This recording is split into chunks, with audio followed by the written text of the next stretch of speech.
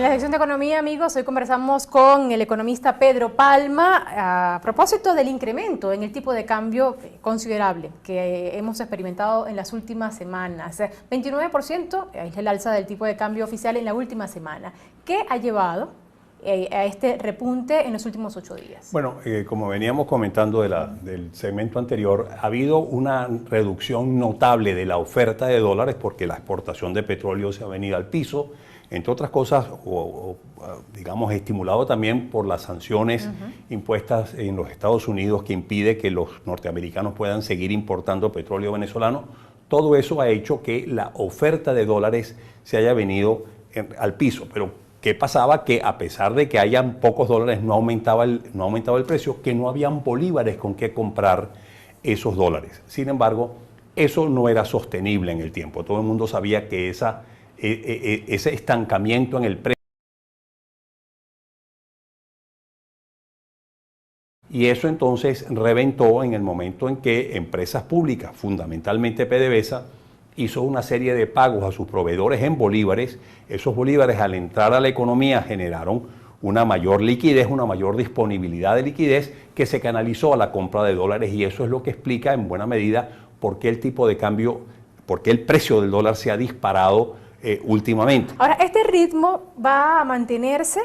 o podría considerarse coyuntural ante estos pagos y esta cantidad de dinero en circulación de los últimos días? Mira, es muy difícil decir exactamente si se va a mantener con la misma intensidad, pero yo sí creo que debe mantenerse el incremento del precio en la divisa, simplemente porque la divisa ha estado tremendamente subvaluada. El precio del dólar, como decíamos en el segmento anterior, se ha rezagado muchísimo al incremento del precio de los demás bienes y servicios. Y por lo tanto lo que estamos viendo es en cierto modo una sinceración del precio de ese dólar que estaba artificialmente barato. Y por lo tanto lo que muy probablemente continuemos viendo es que continúe ese proceso de aumento en el precio del dólar, entre otras cosas, porque las perspectivas de la generación de dólares en la economía son muy escasas. ¿De dónde van a salir los dólares para alimentar el mercado cuando estamos con unas exportaciones petroleras tan sumamente precarias? ¿Y qué proyecciones podríamos tener de la hiperinflación? Vemos como el Fondo Monetario Internacional, por ejemplo, ajustó su pronóstico de 10 millones por ciento para el cierre de año a menos de 1 millón por ciento para el cierre de este año. Las mismas firmas privadas, Ecoanalítica, ha hecho también un ajuste en este sentido, pero el dólar se acelera y sabemos que eso tiene un impacto sobre los precios. Hasta hace algunas semanas había un incremento del costo de la vida en dólares como consecuencia de que la hiperinflación iba más rápido que la devaluación. ¿Qué podemos esperar en las próximas semanas? Bueno, sin duda alguna, como en el primer semestre del año lo que hemos visto es una desaceleración de la presión inflacionaria que llevó a esa revisión de las expectativas inflacionarias para todo el año, es muy probable que en lo que resta del segundo semestre lo que veamos sea un repunte del fenómeno inflacionario por el encarecimiento de la divisa, que va a tener implicaciones obviamente de incremento en los precios. Y muy probablemente esa hiperinflación o esa inflación se va a acelerar, va a incrementarse en la segunda mitad del año. Es lo que es lógico prever. Eso obviamente pues afectará sin duda alguna a toda la población, porque la población ni remotamente ve incrementados sus ingresos en bolívares, su capacidad de compra, y por lo tanto esa aceleración de la hiperinflación lo que va a hacer es restringir aún más la capacidad de compra de la población, particularmente la de los menores ingresos. Otro de los fenómenos que está produciéndose en la economía es un proceso de dolarización generalizado de la economía, porque ya prácticamente, inclusive para las actividades de menudeo, se está exigiendo el pago en dólares. Todo el mundo lo que quiere es que le paguen en dólares, y eso es una cosa muy lógica, muy... Y las mismas centrales sindicales en las últimas semanas han venido demandando ajustes salariales, por lo menos sobre la base de divisas. $400 ha demandado una central sindical. Ayer el diputado Elías Mata también advertía que el salario mínimo debería ubicarse en $60 y que debería haber una moneda en circulación que estuviese atada al dólar. ¿Qué opinión le merecen estas solicitudes y estos planteamientos? Mira, sin duda alguna, cuando tú ves que el salario mínimo está en 40.000 bolívares y que 40.000 bolívares hoy en día son menos de $2 al mes, obviamente eso, con ese salario mínimo no podría sobrevivir prácticamente nadie. Lo que estamos viendo en Venezuela es ese proceso de dolarización, no solamente de los precios, sino también de las remuneraciones. Cada vez los trabajadores exigen que por lo menos una parte de su remuneración se haga en dólares y por lo tanto todas estas exigencias de los sindicatos de elevar o de transferir, digamos, la moneda en la que se expresan esas remuneraciones al dólar, pues es perfectamente lógica. Claro, pretender elevar el salario mínimo, por ejemplo, de menos de $2 actualmente a unos niveles de $400, eso tú no lo puedes hacer de la noche a la mañana, eso no es realista. Y hay que ver la condición de las empresas también, porque comentábamos en el segmento anterior y dejábamos abierto el planteamiento, ¿qué ocurre entonces con la empresa venezolana que ha tenido dificultades para obtener financiamiento ante este incremento del encaje legal, que secó la liquidez, en esta fase en la que ahora se puede volver a acelerar la hiperinflación, repunta la devaluación, entramos a un último trimestre con una demanda contraída? ¿Cuál es el escenario para quien todavía opera en Venezuela? Sin duda alguna para las empresas va a ser sumamente difícil manejarse en este nuevo escenario, porque ellas sus costos están incrementándose de una manera sumamente acentuada, no solamente en bolívares, sino también en dólares. Y por lo tanto van a necesitar un financiamiento mucho más amplio, financiamiento que no consiguen en el mercado debido a esa tremenda restricción monetaria que existe en Venezuela por el incremento de los encajes, que ya te digo está en el encaje marginal en el 100% de la banca, y por lo tanto la restricción monetaria, a menos que el Banco Central tome medidas para corregir esa política monetaria o para modificar esa política monetaria, lo que vamos a tener es continuidad de una situación de estrechez financiera sumamente severa, que si tú incrementas los costos de las empresas en una forma sustancial o muy acentuada, y por el otro lado condenas a esas empresas a no tener financiamiento, a no poder incrementar sus precios en la medida en que lo pueden hacer, porque si lo hacen dejan de vender porque nadie le va a comprar sus productos, pues obviamente tú puedes llevar a una situación de quiebra a una serie de empresas que no podrían sobrevivir bajo un esquema como este, y eso implicaría no solamente digamos una quiebra para los dueños de la empresa, sino también pérdidas en la capacidad de generación de empleo, etcétera, y por lo tanto en una profundización de la depresión económica que tenemos actualmente en Venezuela. Profesor Palma, en estas circunstancias, ¿qué opciones puede tener la empresa privada para tratar de disminuir el impacto de la hiperinflación, de la devaluación, de las dificultades para obtener financiamiento, y el ciudadano común también, para de alguna manera manejar la pérdida progresiva de la capacidad de compra? Mira, va a ser cualquier cosa menos sencilla. Las empresas realmente están enfrentadas a una situación sumamente compleja y difícil. Una de las cosas que tienen que hacer esas empresas es seguir una máxima que hay en situaciones de alta inflación o de hiperinflación, que es no rezague los precios de los productos que usted produce, porque si usted los rezaga con la intención de mantener el porcentaje de mercado o mantener sus ventas o evitar que sus ventas se disminuyan, usted se está descapitalizando de una manera acelerada y por lo tanto usted está condenado a desaparecer. Lo segundo es, bueno, hacer en la medida de lo posible acciones de cobertura, comprando, importando materia prima, importando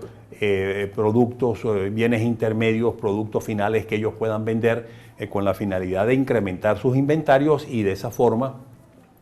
protegerse contra la eventual devaluación que pueda continuar a futuro. La otra es adquirir divisas, es decir, hacer esa cobertura adquiriendo divisas, adquiriendo moneda fuerte que le permita pues, preservar su capital, preservar su patrimonio. En fin, hay una serie de acciones que esas empresas pueden tomar, pero que están sumamente limitadas, entre otras cosas, porque muchas de esas acciones exigen la disponibilidad de financiamiento abundante, y ese es el financiamiento que precisamente no existe en este caso en Venezuela debido a esa política monetaria tan sumamente restrictiva. Y para obtener financiamiento, por ejemplo, hay quienes se han planteado el mercado de valores como una vía para tratar de percibir recursos para atender necesidades puntuales. ¿Qué otra alternativa podrían tener las empresas? Bueno, hay, por ejemplo, se ha mencionado que la Bolsa de Valores de Caracas increíblemente ha tenido un comportamiento reciente, histórico reciente, sumamente positivo. El índice que ha crecido más de 2000% este año. Sí, claro, lo que pasa es que hay muy pocas acciones que se pueden adquirir. Sí, ha aumentado tremendamente el índice de la Bolsa de Valores, pero la dimensión de la bolsa de valores, la dimensión de ese mercado de valores se ha venido a menos, se ha restringido tremendamente porque hay muchas menos empresas que ofrecen sus acciones en la bolsa de valores porque esas acciones son escasas y por lo tanto, si bien aquellos que pueden adquirir acciones o que han podido adquirir acciones en el pasado se han visto beneficiados por ese incremento notable del índice bursátil, sin embargo, ahí no puede haber mayor esperanza, digamos, de que va a ser un factor general de la economía a donde pueden acudir las empresas para proteger su patrimonio. Es decir, que no hay una posibilidad real, fluida, de recibir un financiamiento ante el panorama, la fotografía de este momento sí, ¿no? en la economía venezolana. Ahora, y para el ciudadano común, profesor, ¿qué opciones puede tener, además de tener más de un empleo, además de buscar ingresos independientes, además de, probablemente hay quienes están considerando que el empleo formal no es la mejor opción en este momento y por eso pues se aventuran a trabajar por cuenta propia? ¿Qué otra alternativa tiene en este momento? Bueno, mira, ahí digamos la recomendación para sobrevivir en situaciones hiperinflacionarias o en situaciones de alta inflación como la que vivimos en Venezuela es, mire, compre cosas, adquiera cosas que preserven el valor en el tiempo, bienes durables. Si puede comprar una casa, bueno, cómprese una casa. Es un buen momento para adquirir bienes inmuebles en Venezuela porque el precio de los inmuebles ha bajado notablemente en Venezuela. Entonces, bueno, si usted tiene recursos con que comprar una casa, mire, considere la posibilidad de comprar una casa, un edificio, un apartamento. Si no lo tiene, considere la posibilidad de adquirir un automóvil. Si no tiene recursos para eso, considere la posibilidad de comprar una nevera, de comprar línea blanca o línea marrón en su casa, repare su casa de habitación, porque todo eso en cierto modo genera la adquisición de una cosa que preserva el valor o que va preservando el valor a lo largo del tiempo en un proceso inflacionario. Y la otra alternativa, adquiera dólares. Y esa es una de las razones también por la que tú tienes este disparamiento de la divisa, porque lo que ha habido es simplemente la finalización de una situación insostenible, que era aquella estabilidad del tipo de cambio cuando la oferta de divisas estaba cayendo en una forma sustancial, cuando la producción y la exportación de petróleo están cayendo en una forma sustancial, cuando las sanciones de los Estados Unidos también imponen restricciones a la disponibilidad de divisas. Todo aquello uno decía, mira, esto es insostenible, esto va a reventar, esto va a cambiar en una forma importante y eso es precisamente lo que estamos viviendo en este momento. Mencionaba un planteamiento que ayer hacía el diputado Elías Mata al abordar el panorama económico y decía que para detener la hiperinflación habría que adoptar una decisión como por ejemplo cambiar la moneda y que está considerando que una opción sería buscar una moneda que equivaldría a $1 y una especie de dolarización. ¿Cuál es su punto de vista en torno a esta propuesta del diputado Mata? Mira, las experiencias que se han vivido en otros países latinoamericanos que en el pasado sufrieron procesos hiperinflacionarios, no tan intensos como el que ha sufrido Venezuela últimamente, pero procesos hiperinflacionarios, son muy aleccionadores. Y una de las lecciones fue lo que se hizo en Brasil, lo que se hizo en Perú, lo que se hizo en otras economías latinoamericanas exitosamente sin ir a una dolarización plena de la economía. Porque la dolarización es que tú eliminas el bolívar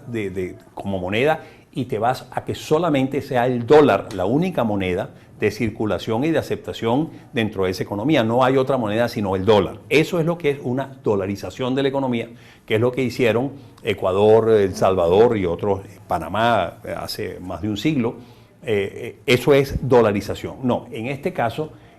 lo que hicieron en Brasil, en Perú y en otros países de la América Latina en una forma exitosa para abatir el proceso hiperinflacionario, además de políticas fiscales, de políticas monetarias racionales que eliminaran el déficit fiscal, que impidieran la monetización de los déficits o el financiamiento de gasto público deficitario por el Banco Central a través de creación de dinero sin respaldo, de una política cambiaria racional, de un estímulo de la inversión para incrementar la oferta de bienes y de servicios y diversificar esa oferta, desmantelamiento de los controles. Todas esas son cosas que tienen que hacerse en una forma conjunta, en un plan, digámoslo así, de ajuste para realmente abatir el proceso inflacionario. Pero uno de los componentes para abatir ese proceso inflacionario, ni remotamente el único, es eso que tú acabas de mencionar, establecer una moneda, digamos, externa, una moneda,